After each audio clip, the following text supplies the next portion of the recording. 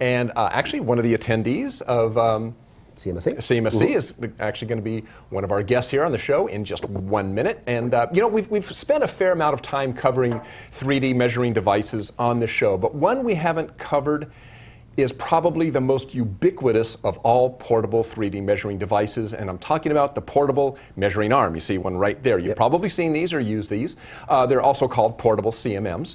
And here to give us a brief overview of what a portable arm is Chad Crisostomo of FARO. Hello, Chad. How are you doing this morning? Uh-oh. Audio? Well, we don't have Chad's audio up. But 1 second. We got it? Hey, Chad. Hey, Dirk, can you hear me now? Awesome. Okay, there we go. Okay, so let's just get started right into it. We saw a picture of a portable measuring arm. Why don't you just tell us briefly what it is? Well, a portable measuring arm is essentially a coordinate measuring machine that's shaped like a human arm that can measure features in 3D space, either with a hard probe or with a handheld laser scanner. And depending on which model you get, they can measure parts up to 12 feet long. And what does it replace? I mean, before you had a portable arm, what would you have done? Well, basically any hand tool that you would find in a typical quality lab used for measuring, such as calipers, height gauges, micrometers, even tape measures. And also because they're lightweight and portable, they also replace fixed CMM beds. Okay, so let's talk about the fixed CMM. I mean, a lot of people are familiar with a fixed CMM. You typically find them in a controlled environment very often. You know, yes. a calibration lab or your own metrology lab. They tend to be very accurate. How does an arm compare to a CMM? Can it replace a CMM, or it does sometimes? Or tell us a little bit about that. Okay, well, because a fixed CMM is in a controlled environment, it doesn't offer the flexibility that a portable CMM does. With the portable CMM arm, you can actually take it to your part, and you don't have to bring it to a controlled environment. It's a lot cheaper than CMM beds as well. For most applications that you see in the industry, the arm works great for. If you have very high accurate measurements, then you would still require a CMM bed. Okay, and what about fixturing? I mean, again, with a CMM, if people have used a CMM, they're used to having to fixture a part. Is that a case also with an arm?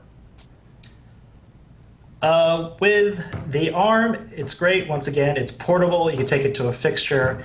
You can, measure features on the fixture and get instant feedback without having to wait for a CMM bed to do all the measurements for you.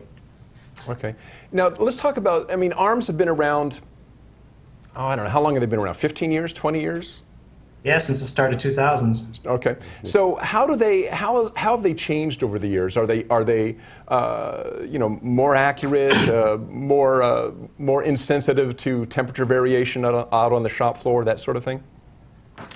They've definitely come a long way as far as temperature compensation. Essentially, to put the accuracy in perspective, in the early 2000s, the arms we were building were roughly measuring around 2 to 7 thou. These days, we're able to capture point data that's repeatable to less than a thousandth of an inch. Wow, that's quite a bit of increase. Mm-hmm. What about volume? What about measuring volume? How big a size can they measure?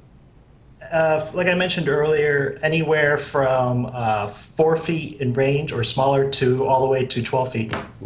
And that's from a fixed location, right? Now, if I understand, if I remember this right, is it possible to, I don't know, leapfrog, or I mean, can you extend that volume in any way by referencing one set of measurements to another set of measurements and increase your volume?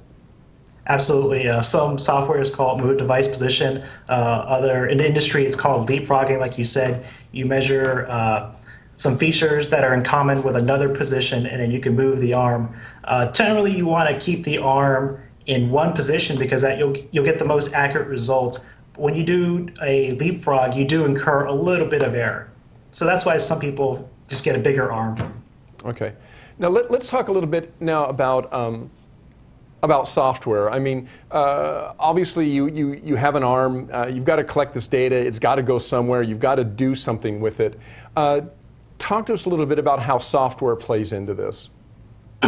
Software plays a big role. Just because you capture the information, that's getting easier to do with hardware. It's always easier to capture information, but the next step is to process that data. So software is playing a big role.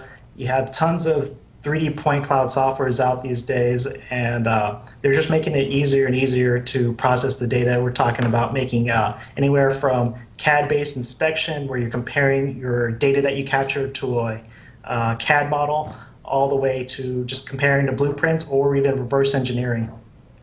Okay, and let's also cover probe types. Now, I think you mentioned right at the top that you can have a hard probe, or you can have a scanning probe.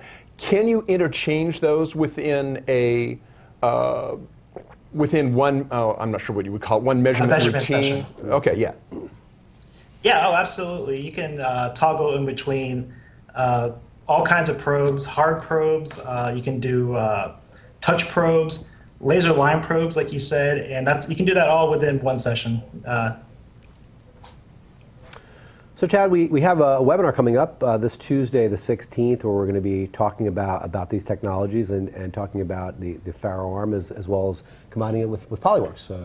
Right. In metric. So tell us a little bit more about what we're going to really see and hear, and what the viewers out there who may want to register, and you can register right below the web page right there. People who may want to register for the webinar can find out about the about these two technologies. Essentially, we'll be talking about the technology of the ARM, what it can do.